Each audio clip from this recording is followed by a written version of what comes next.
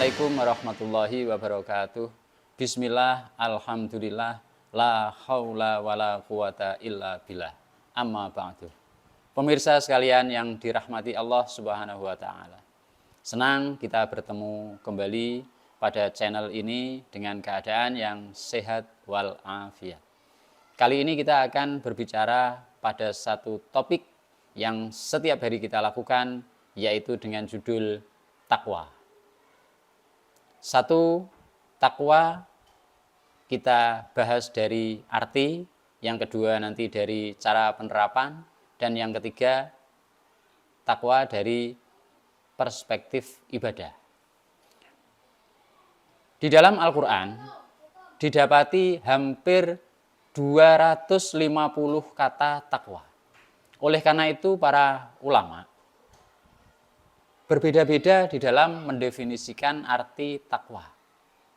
Tetapi ada satu yang sama dalam penerjemahan mereka tentang takwa, yaitu takwa adalah usaha manusia dalam rangka berlindung dari azab Allah Subhanahu wa taala.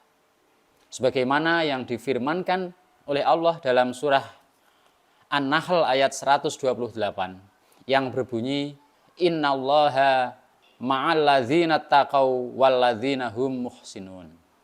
Yang artinya sesungguhnya Allah bersama orang-orang yang bertakwa dan orang-orang yang berbuat kebaikan. Yang kedua, cara orang melakukan takwa supaya takwa betul-betul takwa di sisi Allah Subhanahu wa taala. Sebagaimana difirmankan oleh Allah dalam surah Al-Baqarah ayat 2, kemudian diteruskan ayat 3 yang berbunyi, dzalikal kitabul la raiba fihi hudal lil muttaqin. Siapakah al-muttaqin yang dimaksud oleh Allah di situ? Alladzina hum yu'minuna bil ghaibi wa yuqimunas sholata wa mimma razaqnahum yunfiqun. Pertama adalah orang-orang yang percaya kepada Allah atau percaya kepada barang-barang yang gaib yang Allah perintahkan untuk percaya, antara lain Allah, malaikat Allah, hari akhir, hari kiamat, surga dan neraka. Yang kedua adalah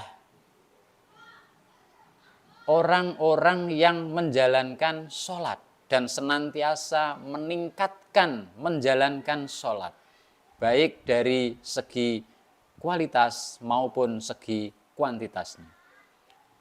Yang ketiga, cara kita meningkatkan takwa adalah senantiasa menginfakkan harta kita di jalan Allah Subhanahu wa ta'ala. Yang ketiga, pembahasan takwa menurut esensi amaliyahnya.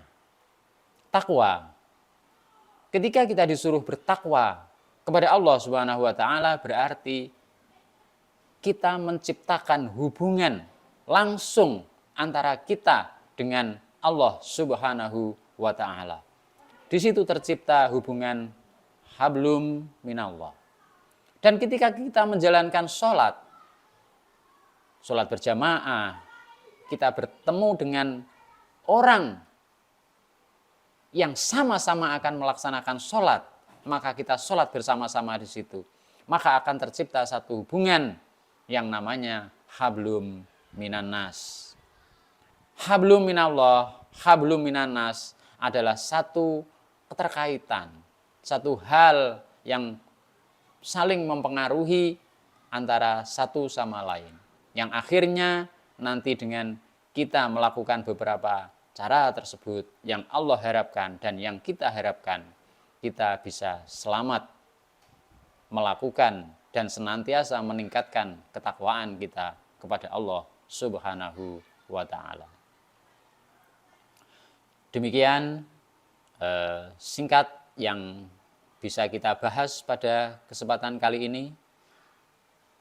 Apabila ada kekurangan akan kita bahas di kesempatan yang lain.